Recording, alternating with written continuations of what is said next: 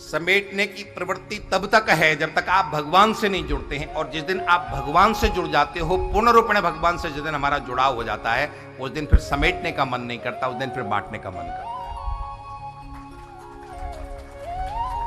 आपको भी जिस दिन बांटने का मन करे ना, उस दिन समझना कि आप भगवान के रास्ते पे जा रहे हो, द्वारकाधीश के मंदिर जा रहे हो, है ना। और जिस दिन समेटने का मन करे, समझ लेना मथुरा जो है कंस के पास जा रहे हैं। और अधिकतर लोगों को समेटने का मन करता है, और जिनको बांटने का मन करता है उनको हम महापुरुष कहते हैं। वो महापुरुष आज भी आप देखो, आश्रमों में संत महापुरुष जो परमात्मा से जुड़ जाते हैं, इतना अनंत अनंत बांटते हैं कि देख करके आश्चर्य होता है कि कहां से आ रहा है, कहां से आ रहा है, क्योंकि वो परमात्मा से जुड़ चुके हैं और वो परमात्मा के चरणों में दासी रहती है लक्ष्मी, वो लक्ष्मी देती जाती है और संत लोग बांटते जाते। रमा क्रीडन भून नृपः, सुखदेव जी कहते हैं यहां पर रमा लक्ष्मी क्रीड़ा कर रही है, वहां पर बिखरी पड़ी है लक्ष्मी, इसलिए नंद बाबा बांट रहे हैं, क्योंकि परमात्मा आते हैं तो लक्ष्मी अपने आप आती है। आप जब बांटते हो, आप परमात्मा के नजदीक पहुंचते हो, और समेटते हो तो आप परमात्मा से दूर होते हो। इस प्रकृति से हम सीखें, ये प्रकृति अगर बांटना बंद कर दे तो आपका जीवन एक क्षण के लिए भी नहीं रह सकता है। नदियां आपको जल न दे तो आपका जीवन रह सकता है? पृथ्वी आपको अन्न न दे आपका जीवन हो सकता है? ये सूर्य ना उगे, जीवन समाप्त हो जाएगा। ये सूर्य उदय न हो, जीवन समाप्त हो जाएगा। और केवल 5 सेकंड के लिए ऑक्सीजन बंद हो जाए पृथ्वी पर, पूरी की पूरी पृथ्वी समाप्त हो जाएगी, केवल 5 सेकंड में।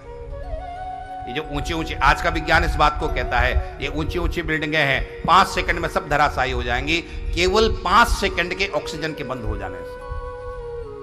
तो ये सब आपको दे रहे हैं ना, नदियां हमें जल दे रही है, उसके बदले कुछ ले रही है? नदियां हमें जीवन देती हैं, बदले में हम इतने कृतज्ञ हैं, उन नदियों को हम गंदा करते हैं, उन नदियों को हमने प्रदूषण दिया, उन नदियों को हमने नाले दिए हैं। वायु हमको जीवन देता है, बदले में हमने वायु को प्रदूषित किया है, हमने उनको गंदगी दी है, उन्होंने हमको जीवन दिया है। तो ये प्रकृति आपको दे करके ये सिखा रही है कि थोड़ा हम भी देना सीखें, बांटना सीखें। और ध्यान रखना, आप जब बांटते हो, आप जब परोपकार में बांटते हो, बांटने के लिए मैं ये नहीं कह रहा हूं कि आप हमें दो, किसी बाबा को दो, किसी में नहीं। बांटने का मतलब है आप जो असहाय लोग हैं उनकी सहायता करें, जिनको आवश्यकता है उनको आप दो। और जब आप देते हो तो परमात्मा प्रत्येक नर में है, यहां नारायण ही सब जगह दिखाई दे रहा है। तो आपने किसको दिया? एक जरूरतमंद की आपने सहायता की, आपने उसे नहीं दिया, आपने नारायण को दिया। और नारायण कभी भी किसी का ऋण नहीं रखता है, अनंत गुना होकर के आपको लौटा करके देता है।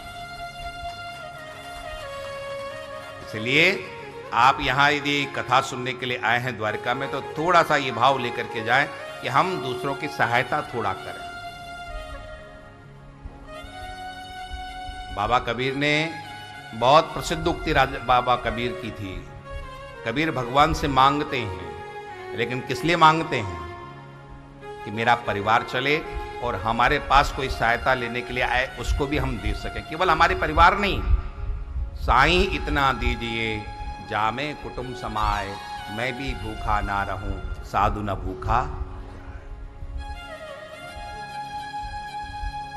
भगवान रखते नहीं है।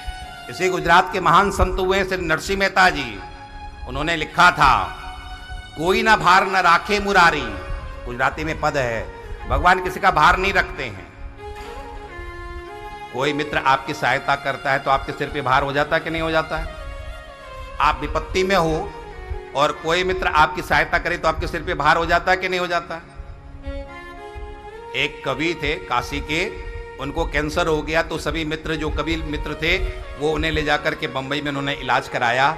वो ठीक होकर के आए तो उन्होंने कहा कि भैया, इन्होंने मेरा बहुत उपकार किया है, इन्होंने मेरे ऊपर बहुत ऋण लगा दिया, तो जितना इन्होंने मेरे ऊपर उपकार किया है, मैं चाहता हूं कि भगवान ऐसा करे कि बहुत जल्दी मैं भी इनका उपकार लौटा दूं। अब क्या उन्होंने उपकार किया था? उनका कैंसर ठीक कराया था, मतलब इनको भी क्या हो जाए? ये तो कवि की बात थी। लेकिन भगवान नरसिंह मेहता कहते हैं, कोई ना भार न राखे मुरारी। कोई ना भार, किसी का भार भगवान अपने सिर पर नहीं रखते हैं। आपे ब्याज सहित गिरधारी, भगवान ब्याज सहित वापस करते हैं आपको। बहुत पुराना गाना है ना, तुम 1 पैसा दोगे वो कितना देगा? तुम 1 पैसा दोगे वो 10 लाख देगा। कोई बैंक इतनी ब्याज नहीं देता। 1 पैसे के 10 लाख कोई बैंक देता है? तो भगवान देता। तुम 1 पैसा दोगे वो 10। श्री नरसिंह मेहता का वहां पर पद है, कोई ना भार न राखे मुरारी, आपे ब्याज सहित गिरधारी।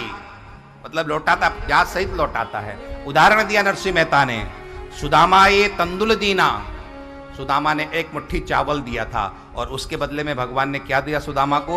एनो महल सुवर्णमय कीना। सुदामा की वो नगरी पूरी की पूरी महल, सोने का महल भगवान ने, 1 मुट्ठी चावल के बदले में भगवान ने उसके महल, घर को स्वर्ण महल बना दिया।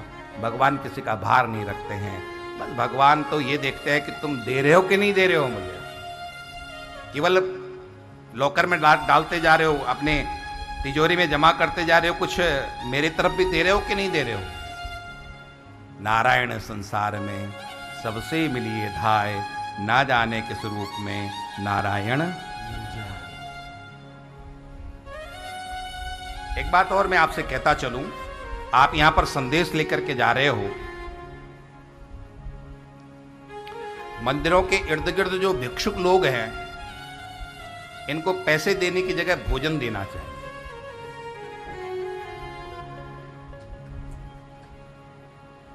उनको आप कपड़ा दो, भोजन दो, पैसे नहीं दो। क्यों नहीं दो?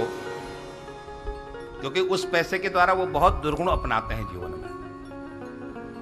आपने किसी भिक्षुक को 100 रुपया दिया और उसने शराब पी करके किसी का वध कर दिया, तो भले ही यहाँ की पुलिस न माने कि आप उसमें हकदार हो, लेकिन ऊपर वाली पुलिस मानेगी कि उस पाप में आपका भी भागीदारी है। ऊपर वाली पुलिस समझते हो ना आप?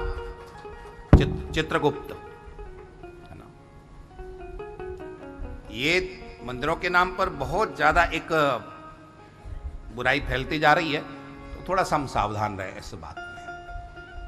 उनको भोजन, खाद्य पदार्थ दे दें, भूख हो भोजन करो, ठीक है, पैसे नहीं। उनका दुरुपयोग, अधिकतर दुरुपयोग होता है। मदिरा पान करते हैं, वो नशा करते हैं, न जाने क्या क्या करते हैं, बहुत दुर्गुण वहां पर पनपते हैं। और उसमें कहीं ना कहीं हम भी दोषी होते हैं।